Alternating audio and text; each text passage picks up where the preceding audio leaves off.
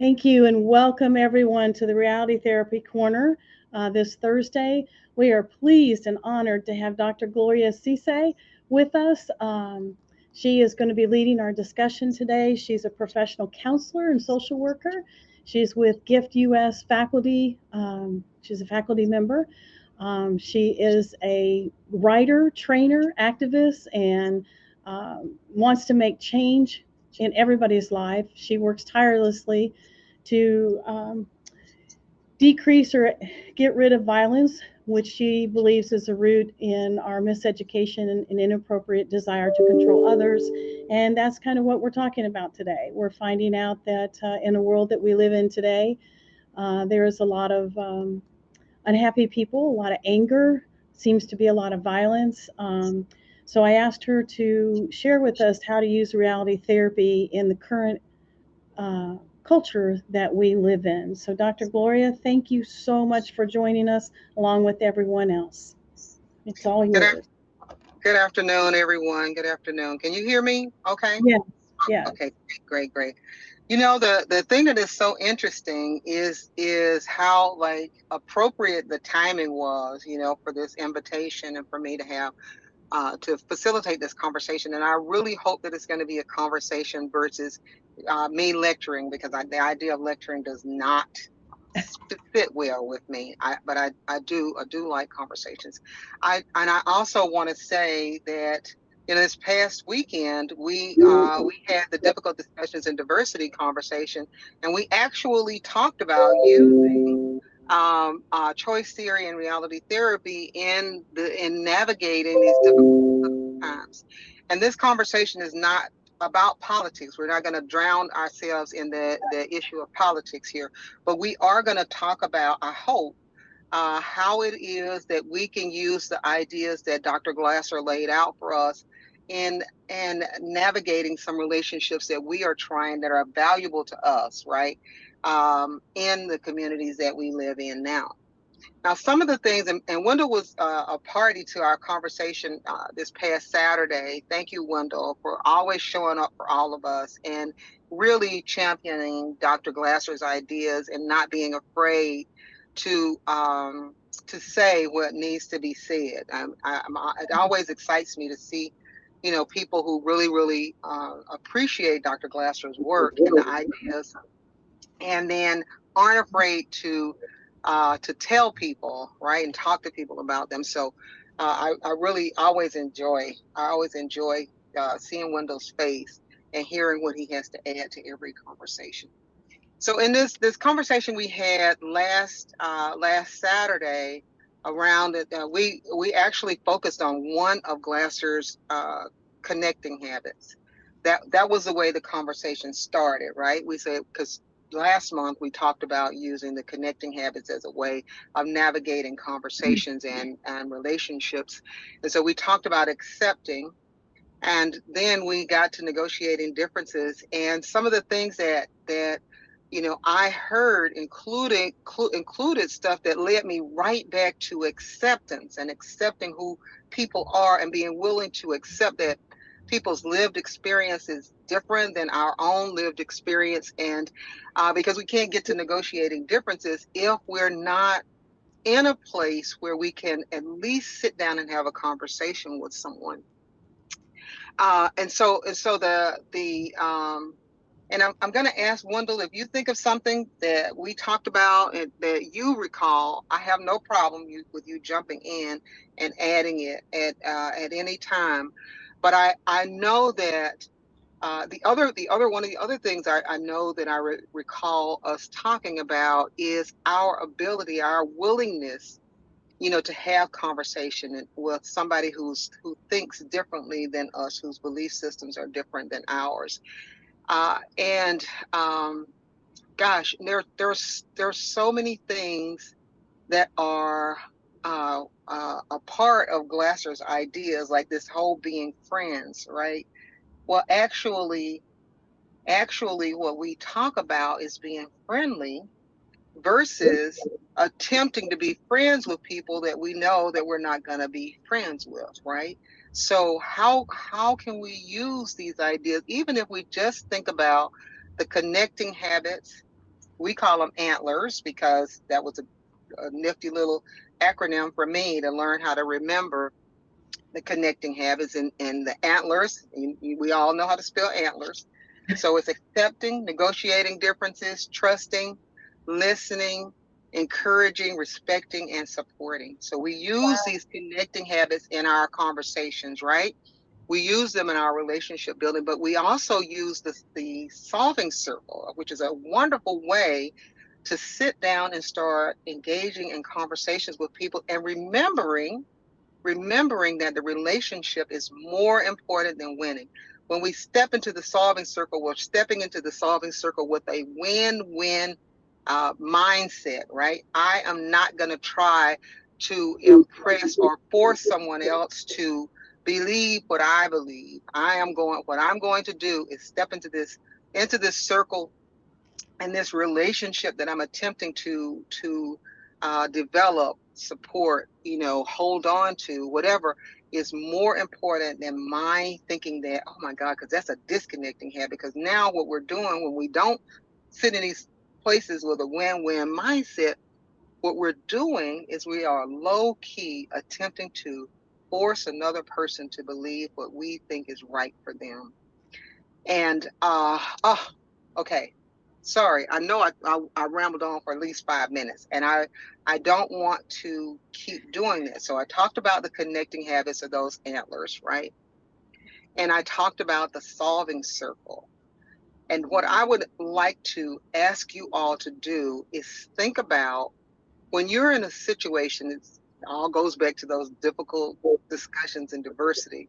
When you're in a situation where you are attempting to engage an individual who you know has ideas and beliefs that are different than yours, what do you do? How do you, whew, I don't want us to say agree to disagree. Please, let's not go there. How do you choose to use one of Glasser's connecting habits to engage that person and to truly engage them? And I'm going to tell you something. One of my granddaughters that I teach all my I have 27 grandkids. I teach all my grandkids about choice theory.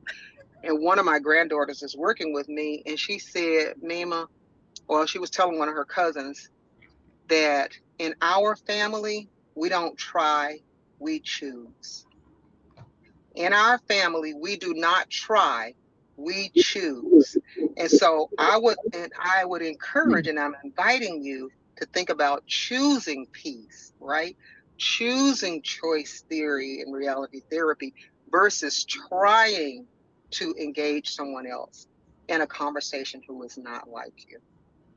Anybody got any questions, any comments? Yes, ma'am. I see. She has her hand up. Siva, go ahead. Oh, you're muted. There you Okay, are. so Gloria, Yes. I'm gonna tell you how I failed last night, and with what you rambled on about, I I'm gonna I'm just gonna say what I say. So I live in a home for old folks. I'm 85 years old, and it's the first time in my life that I felt old was moving in here months ago. Mm. And I sit when I eat with other people, it's at the community table. So last night, there was another relatively new person, and this is what happened. Uh, we, the way it works, and by the way, uh, I am Jewish.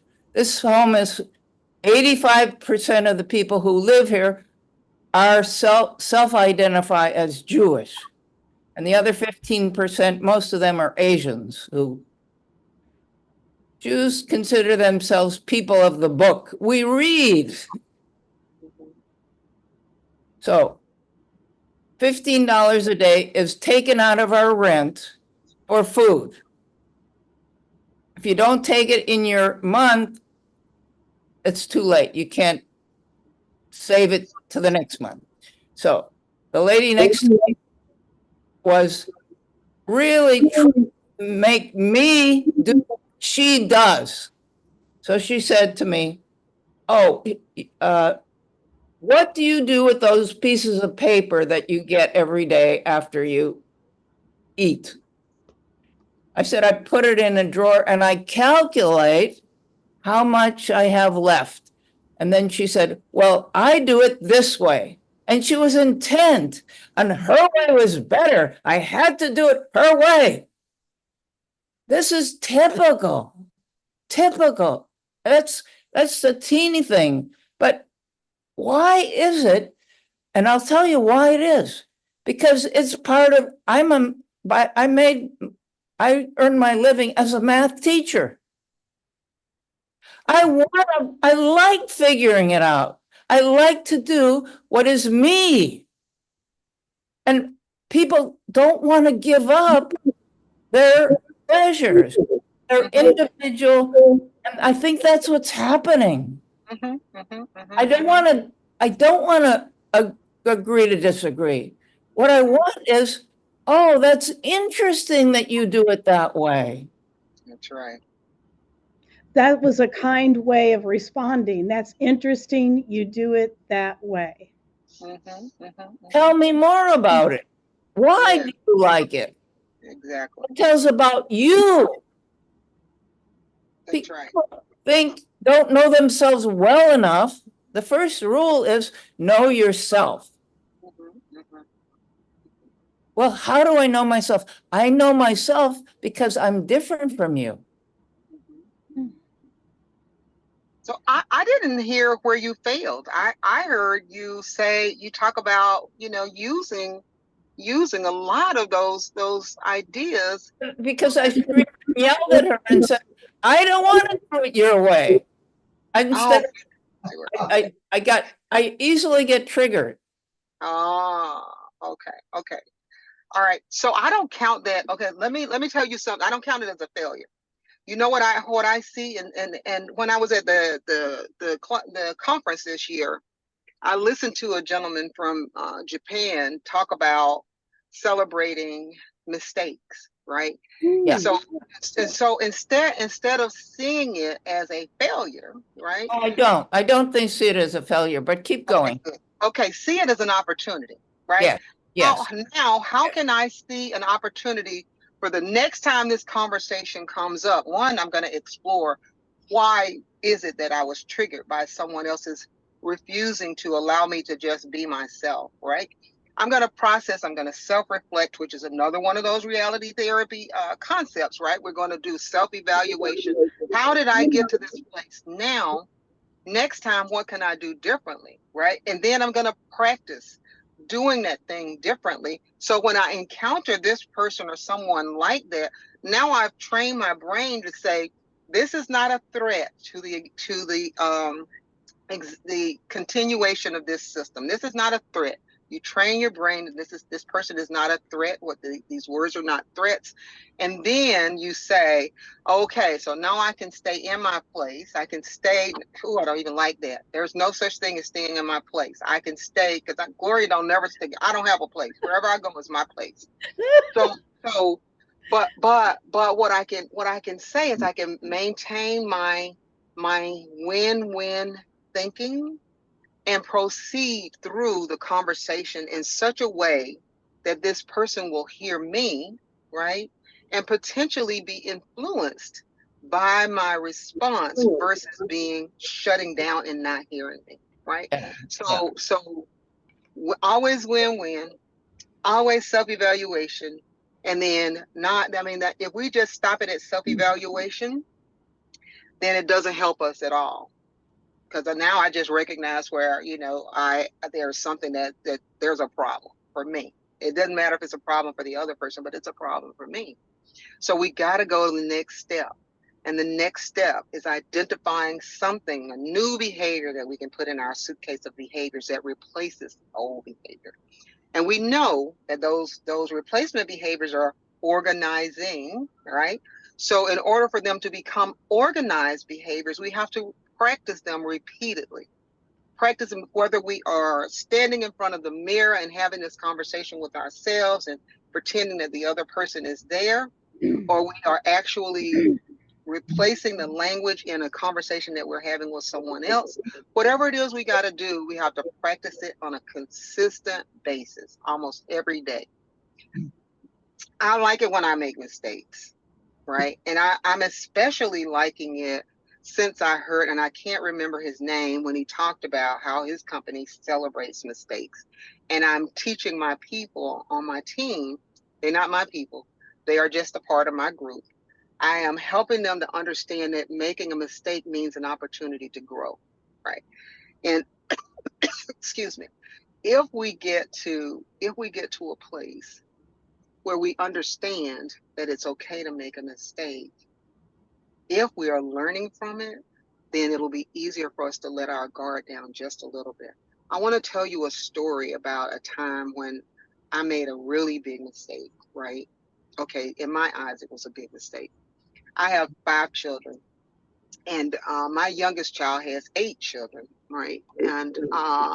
And she and her husband made, that was their choice. I don't get into other people's personal business. But guess what I did? One day I got up, and I mean, I constructed this entire plan for how they should raise their children. I mean, a whole freaking plan for how that they should raise her. Now, my daughter has a master's degree in marriage and family therapy, and she's, done all these things, and she's helped, teach parenting classes. She's been trained to do parenting classes. And I'm like, we have the combined, we have this expertise that would just make this thing phenomenal, right? We can set this thing up and teach, run it like this. We have these family meetings and discuss, the rules, and and then how they'll cross thresholds, and we can do X, Y, Z. And I'm like geeked.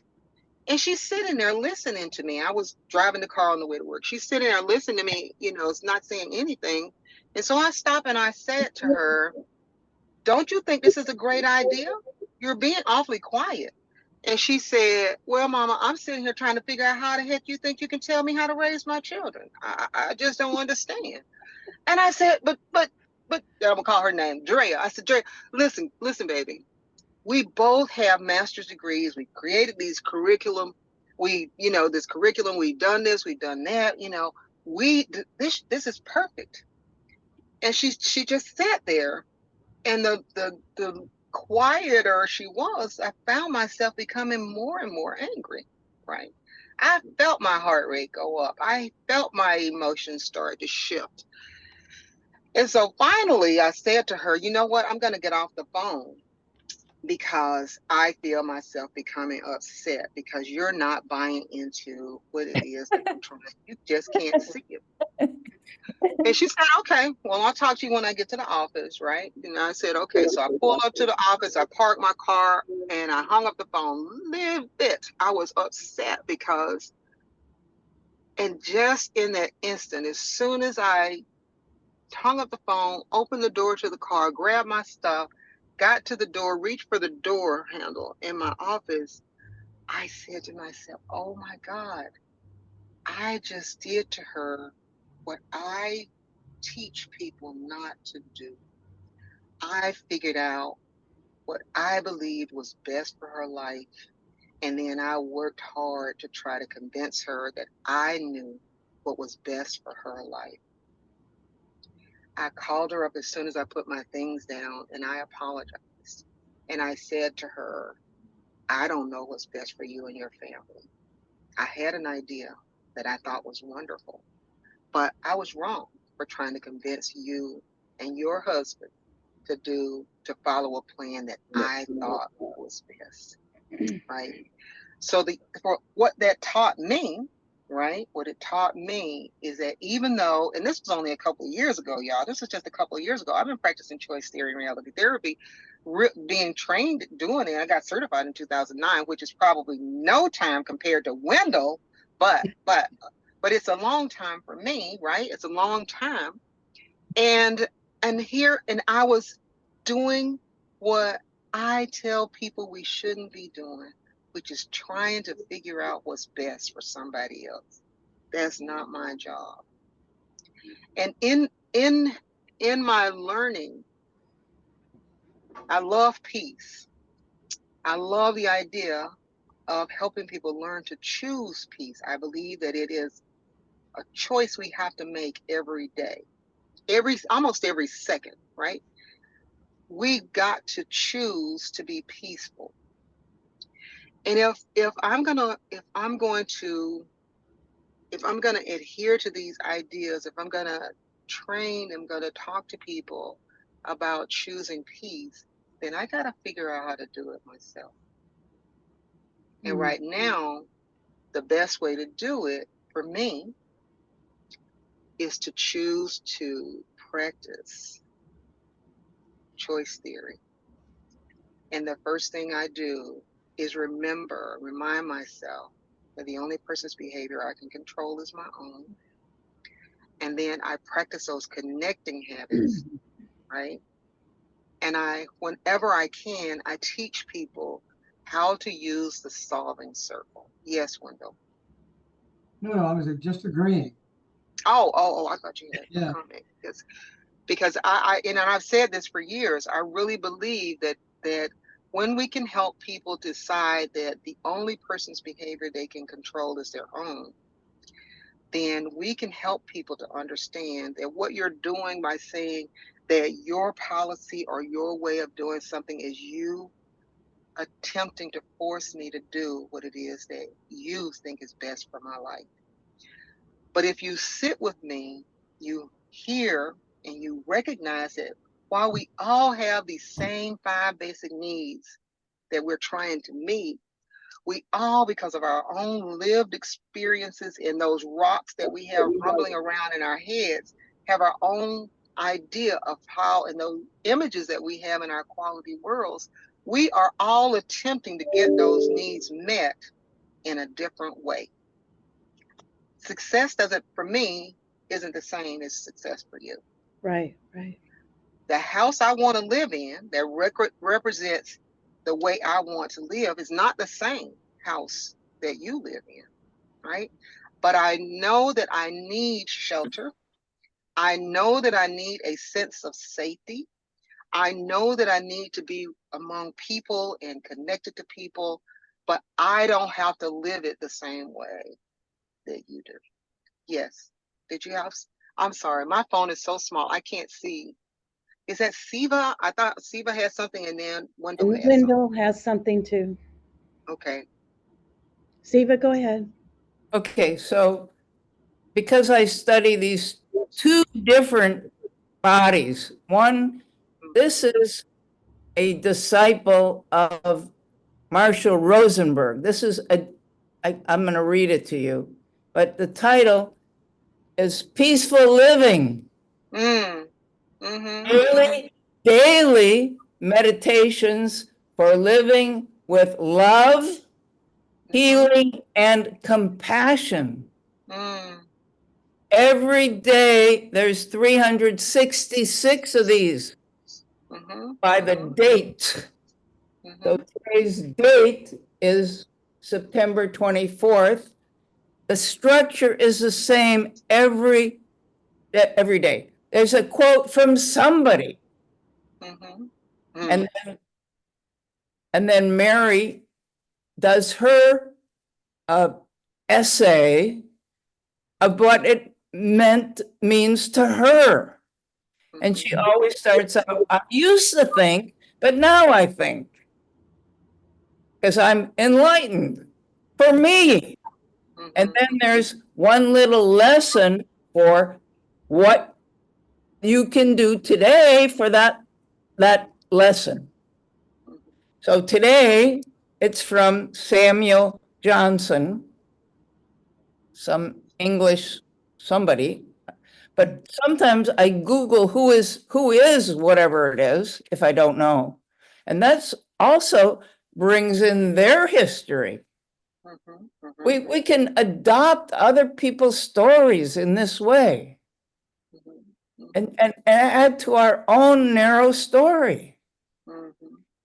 So the quote is, the kind of life is most happy, which affords us more opportunity of gaining our esteem. Mm,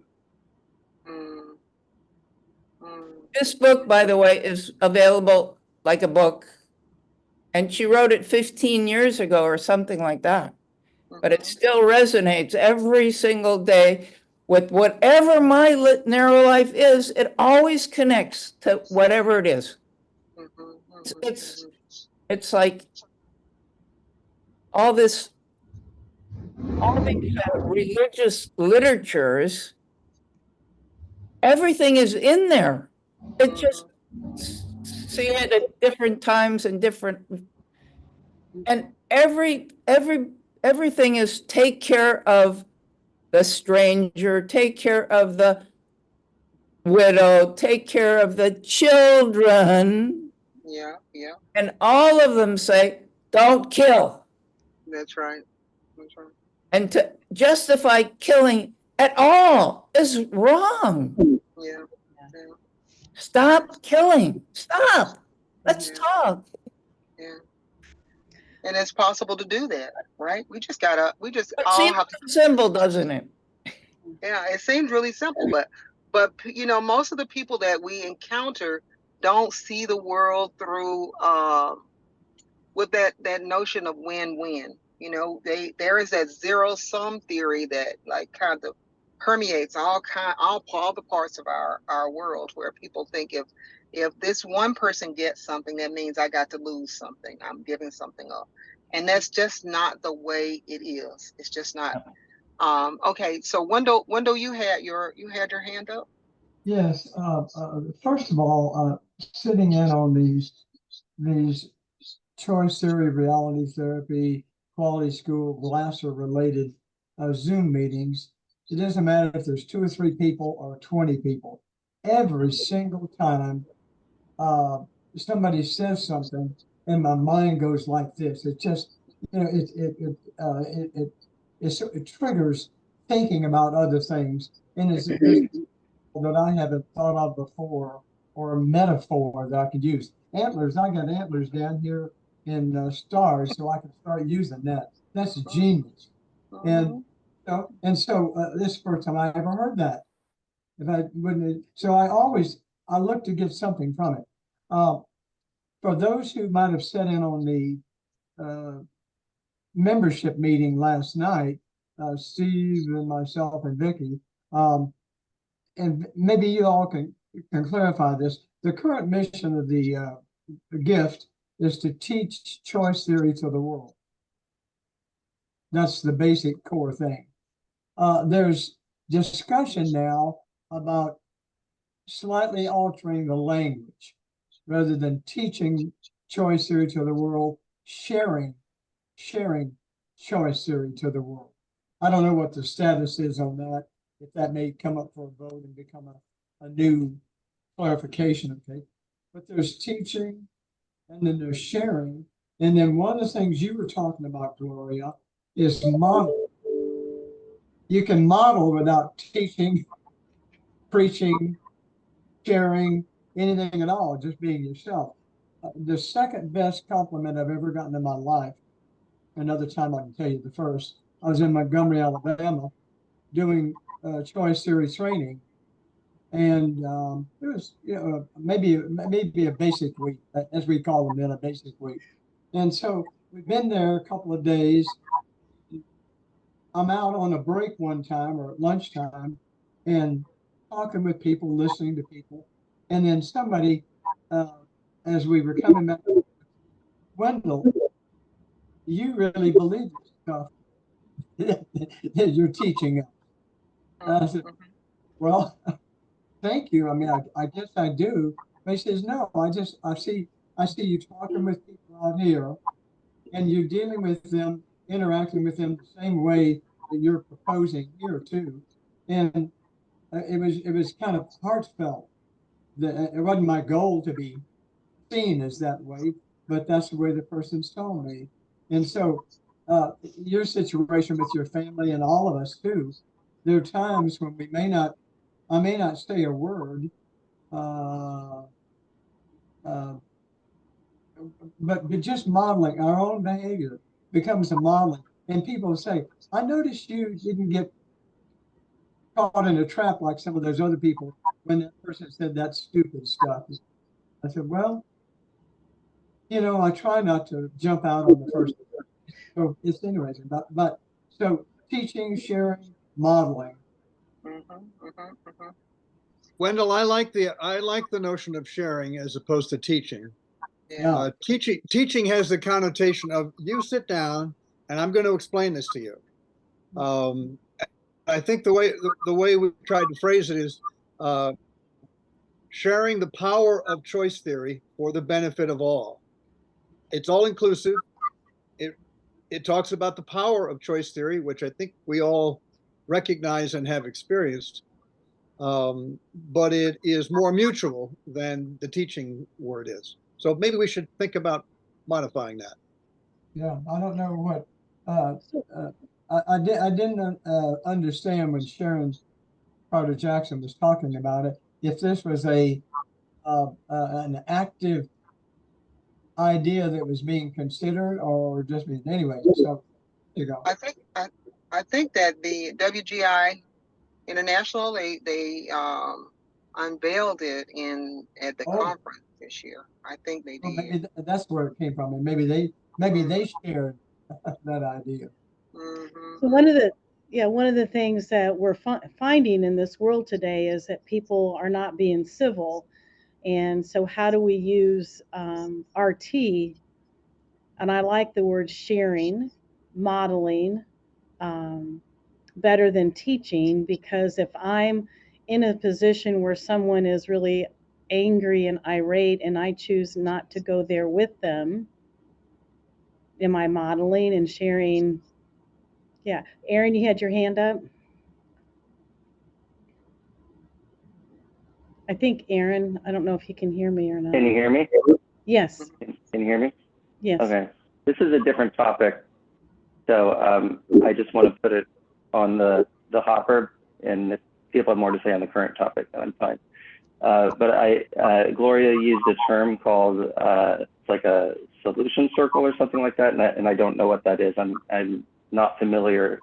I've read one of Glasser's books, but I don't really understand like the full model and the basics. And so, yeah, if we can talk about that at some point, but I don't want to divert from the current topic. This would be the perfect time, Aaron. And it's, I believe she used the word solving circle. So Gloria, okay. Yeah, do you mind sharing your knowledge on the solving circle? So, and I can't remember the steps. I need to come up with an acronym for it. But Glasser identified the solving circle in the choice theory, a new psychology of personal freedom. It's in the book. And so but what we do, because I teach it in all of my Choosing Peace classes. And so what we teach people, the first step is to all the parties agree to be in the circle. So that means you have got to invite somebody to sit in the circle with you and have this conversation, right? The second thing is that the relationship is more important than winning. So you got this circle and you enter the circle, but the two people who are entering the circle agree to be in the circle. The relationship is a separate entity in the circle. So you got the two parties talking, but the relationship is also in the circle. And so the idea then is that the relationship is more important than winning. And what that sets us up for is not like being in our individual corners and saying that what I want is more important than what you want, because now we're considering the relationship. So the relationship is more important than winning. And then we choose one topic and we focus on one thing that we're going to discuss while we're in the circle. All right. Did somebody have a question? Okay. No, you're good. Okay. So we're only going to talk about that one topic where, we're not going to bring in all of everything that, we're not, what is it, solving world peace. We're just talking about one thing, whether we're going to have chicken for dinner tonight or pork chops, right? One thing. We're not going to drag in all of our history, right? We're not going back 10 years and talk about, you know what, you did this to me 10 years ago and now da da da da da. It's like we're not doing that. We're talking about one thing right here in the present, and we're gonna and condensing this because I don't have it written here. But you also, and what I've added is that it's very important for people to be aware of their own emotional state, their own body language, because the majority of our communication is nonverbal. So if we're not mindful of the way that we're presenting ourselves, then we are communicating something to the other person that we aren't intentionally communicating. All right, and so then we stay. Oh, and there's no hitting below the belt. Right. You know, when you're in a conversation with somebody that you care about, a family member or a spouse, partner, whatever, they know all your soft places. They know all your soft places. So we don't hit below the belt when we're using the solving circle. And and there's probably something else, but the last thing that's coming to mind right now is that you stay in the circle, and you discuss the thing until you come up with a resolution. If you find that you can't in the moment, then you step out of the circle, but you agree to return to the circle as soon as possible and resolve whatever the conflict is. The primary thing here for me, I think, is the whole win-win scenario, right? We give people a little structure for what they can follow, but telling people that the relationship is more important than winning is key, because otherwise they will think, okay, so maybe if I'm listening and pretending whatever, then I can kind of manipulate the conversation. But nope, we don't want to be trying to manipulate we don't want to do any of those disconnecting habits, right? We want to be in there to resolve whatever it is in a way that doesn't cause harm to anyone else or ourselves. Gloria, can I share a picture with you that I found in New London, Connecticut many years ago that's right on your point about valuing the relationship over winning. If I could just see if I could share this real quick. You should be able to. Aaron, while he's doing that, I want to share that on YouTube, Dr. Glasser talks about the solving circle. So there's a couple of things you can grab on YouTube about it. Go ahead, Steve. So you should be seeing a car window with some lipstick on it. And what it says is, love you, okay, I'm sorry. Now, I'm always looking for choice theory stuff like around me to help people understand this is not just in a book, this is in life. So I came out of my office in New London many years ago. I saw this car window and I took this picture. And then the next day, the car was still there and the lipstick was still there. And the guy was coming out to get in his car. And I said, I don't mean to creep you out, but I just, I work across the street here and I was struck by this message. Can you tell me what's the story? And he said, well, I got in a fight with my girlfriend a few nights ago and we went back and forth. And the next day I come out and this message is on my window and a box of chocolates is on my seat. Oh. And then I took the opportunity to give a little choice theory lesson, which of course he never heard of before. But I said, what strikes me about this little message is she's not saying, I'm sorry because I was wrong. She's saying, I'm sorry, I love you, which I thought was a perfect example of someone putting the relationship above winning the argument. So I just wanted to share that with you because I thought it fit in with what you were talking about. Thank you so much, Steve. I am something of a choice theory stalker, so, Aaron had his hand up. Go ahead, Aaron. Yeah, so I'm noticing a couple thoughts about this solving circle that are kind of like the yeah, but what about, those kinds of thoughts. So one is, what if the thing that you're talking about is so important that if it's not resolved, one or both parties don't want to be in the relationship anymore, so that it's like a deal breaker kind of thing. Then it kind of conflates the winning with the relationship, because they're kind of, if it's a deal breaker kind of thing, then the relationship is at stake. Well, a deal That's breaker. one thing.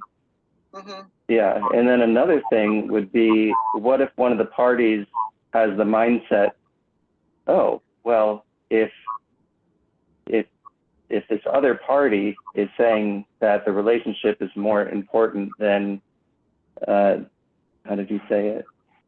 Winning. Two parties, than winning, then one party could weaponize that and say, well, that they know, I'm going to use that to leverage getting my way and threaten the relationship. So it's, I listened to a podcast about narcissism, and that's kind of one of the things is like empaths and narcissists and narcissists weaponize the empathic people in their orientation. So those kinds of questions come to mind. I'm wondering if you have anything to say about those. Mm-hmm. So in either of those situations, what I think happens is that somebody is, regardless, they've got a position and they're going to hold the position, and they're not actually coming into the circle in a win-win play, right? So it's when I work with couples, when people ask me to do couples counseling, one of the first questions that I ask them is, this because you're really trying to work on the relationship, or is this the check off the box situation, right? So if you're, I think it's really important to, one, know the people that you're trying to teach this to, and then being able to understand that either one of those situations, if it's a narcissist, they always want to have their way, they always right, whatever. And if it's a person who says that it's a deal breaker, whatever the issue is a deal breaker, that kind of like, that negates the whole idea, because they want to win, right? If I tell you this is a deal breaker, that means I'm coming in here to win my point. So it's not a win-win situation. They've already made up their mind how they want the relationship to go. Gloria, I have a question. It also seems that No, go ahead, Aaron. Finish up. Yeah, well, it also seems like if they both agree to a facilitator that can help them see outside their current view, then that might help. That might help get one or both parties to shift to a bigger context that allows for more possibility. So just because someone goes into a conversation with a fixed mindset doesn't mean that they're necessarily going to stay there. That also comes to mind. Yes, and so probably those kinds of things, like when we're teaching, and I think about when I'm teaching people the solving circle, if it comes up not when they're actually in the circle, but it comes up in a meeting, that we're in together, then we try to resolve it. If it's possible to resolve it before we get to the circle, we resolve it, right? But if they're in the circle and one person steps in the circle and they says it's a deal breaker, they've already made up their mind. All right. Yeah. And I agree with you. I do. Yeah. Yes. So it's about setting them up powerfully before they go into the circle. That's right. You don't just give somebody a tool to use and not help them to understand how to actually use the tool effectively. Yeah. I had somebody, I'm teaching choosing peace to a group of United Way people, right? And what they want to do is take these ideas and go into a halfway house and teach people to not use, because one of the big problems they found is that, you can teach people how to you have them get a job, you can do all this stuff, but then they get out and they get in these relationships and they beat up their partners and they're back in jail because they don't manage things right. And so somebody asked me, well, anyway, I'm sorry. I got distracted. I'm sorry. Let me leave that. I'm going to sit that down and leave it, because we're teaching them the same thing, right? I'm teaching them the same thing. And they have these differing ideas about relationships and what constitutes a relationship. But I'm going to leave that alone, because it takes me into attachment disorder and all kinds of things that I didn't come prepared to talk about today. But anyway, Vicki, you had a question or a comment. So in the chat, someone put a question, Patricia did, does choice theory work in domestic violence situations? So I'd like your answer, please. Ooh. So Gloria, I teach family violence perpetrators how to use choice theory. me too. All these things that I'm saying, I teach to family violence people who have committed family violence offenses, who actually think that they have no choice except to use violence in their relationships. And let me think, I did a class, last night I did 2 classes, one for men and one for women. And the antlers always gets people's attention, right? I don't know what it is about just saying antlers, but they take it and we process each one of those connecting habits. We actually focus on helping them to learn to use the connecting habits versus the disconnecting habits. Most recently, I have discovered that one of the things that's really missing for people who use violence in their intimate partner relationships is they want to be, in charge, have some power. They have a need for power, and they're trying to get their need for power met, but they know how to boss and they don't know how to lead. And so we started shifting, I started shifting a part of my training for them to teach them how to lead versus boss. Lead in their relationships versus using coercion and force and power and all those things. But the other thing that's really important from my perspective, and I've been teaching these classes for almost 20 years, is that it's also the need for love and belonging that it's being met ineffectively, right? They're using the wrong skills. They want to stay connected to the people that they're with. They just have learned, from this, okay, that, hitting someone or calling people names, belittling people, things like that are how you keep people connected to you, as opposed to using the connecting habits that we teach them, as opposed to sitting down and learning how to use the solving circle, right? As opposed to identifying what is really reflecting on what's going on in you that's gotten you to the place where you are, or learning how to unpack all of these distorted thoughts that you have about the relationships are supposed to work, and then repacking it with things that you can use that will help you to have the relationship that you say you want without causing harm to yourself or anyone else, which is basically assertive behavior, right? But yes, it works very well. That was a long explanation to answer a really simple question, but it's not a simple question. It's a very complex question because human relationships are very complex, and we live in a society where many people want to believe that folks don't change their behavior when they have perpetrated violence against another person. That's not true. People can learn. I have a slide in my presentation now with a little dog in it, and the title is that you can teach an old dog new tricks. So I know, because I've watched people change. I've watched light bulbs go on when people say, "Oh my God, I did have a choice. I thought that I had no choices." Okay, did I hear somebody else about to say something? I think Go ahead. Wendell had his hand up. I'm going to share with you something that Glasser said that probably all of you know or believe or have heard before, but he had such a skill at saying things so simplistic. And that's why there was a lot of rejection of his ideas. They weren't complicated psychological jargon and what have you.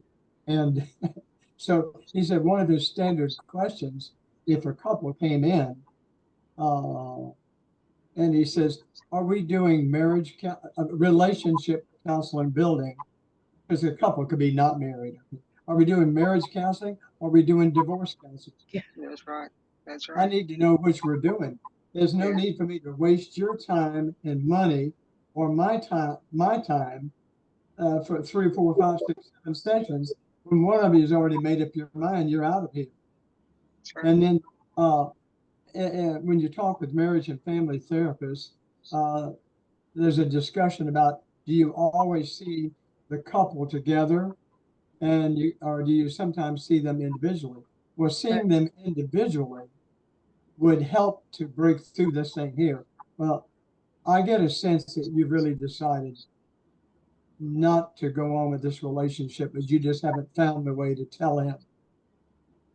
And so the helping person, the facilitator, needs to get an idea of what do we want? What do we really want? That sort of thing too. So it's such a simple thing. And Right, and we know a lot of times people are not honest with us when they come in. That's So right.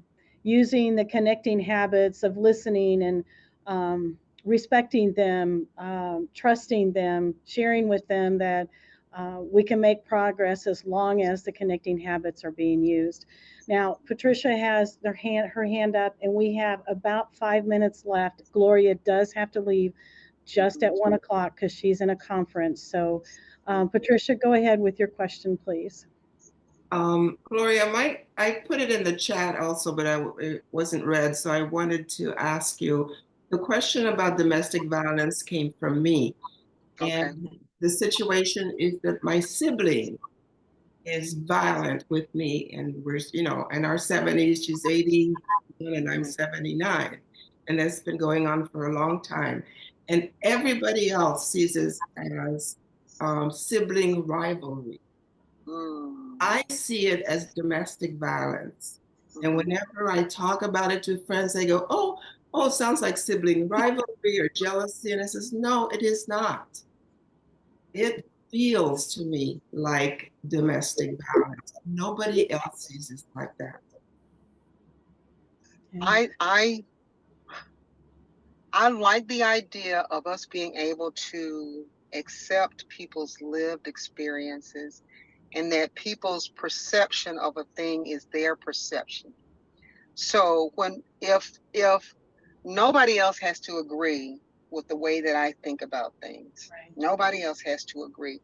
But also at the same time, I actually don't accept that other people when other people attempt to put down my perception of what it is that I just experienced. I don't need somebody else to tell me that I lived with a batterer. I had people in my family that abused me. I don't want somebody to say, "Oh, that wasn't abuse. That was just sibling rivalry." And you know, they can say it. They can say it, but I can say you are entitled to what you think and what you believe about a situation, but I am the one who experienced it. Right. And this is my perception. And I would appreciate it if you would allow me to have my perception. When I think about accepting too, that first connecting habit that I've got listed there in the Antlers Glassers ideas, right? Accepting isn't just saying that, oh yeah, I got you, I understand this and that about you. It's about, because people low key are judging you and disrespecting you and doing all kinds of things. They say they're accepting you, but they're really not. Right. So my understanding of my description, the definition, whatever, of accepting is that you accept the totality of who I am, and that includes my perception of the things that I have experienced, the way that I tell you that I have experienced. Okay. Thank you. So you're entitled to say, stop. That's okay. I accept. What did Siva say earlier? You can think whatever you want to think, but this is the way I think because it's based on my lived experience, what's in my quality world. All right. Okay. Thank you so much, everybody, for allowing me to be here today. I think Siva has her hand up. That's okay. I know you have to go. You told me you needed to leave at 5 till. Yes. And Gloria, I want to say it was only because of Aaron is my son. And Patricia, I know her from NVC. I mean, this in a very profound way completes for me the circle of Wow. why doesn't all this good stuff transfer like through Wendell and Steve? What they said was, you know, That's because human we're can competing with a lot of noise, Sybil. We're Oh, that's completing good. Yeah, we're competing with so much noise and so much rhetoric and so many lies and so much that's been going on for decades, actually centuries. People have been, teaching us that we have no control over our mental health or our mental illness. We have no control. We have no choices. We only learn to be violent. So we have to be and then we can't talk to each other. We can't sit in a place and think about win-win. So now we're in a perfect time to penetrate the noise that's around us. And I'm so glad that you were here today. And I'm so glad that all of you are here and we get a chance to have these kinds of conversations so that we can if each one of us talks about, I don't know how many people are here, but if each one of us talks about one thing that we heard today to one other person, and they talk to one other person, how many people have we touched? that's right. Right? And so we're shifting from teaching to living to modeling the way that we should be treating each other. I am so sorry, y'all, but I No, gotta go. we thank know. you. Thanks, Thank Gloria. you, Nicely done. Thank you. Gloria. Thank Thank you. I will stop the recording. Gloria, I know you have to go. Thank you Yes. very, very much.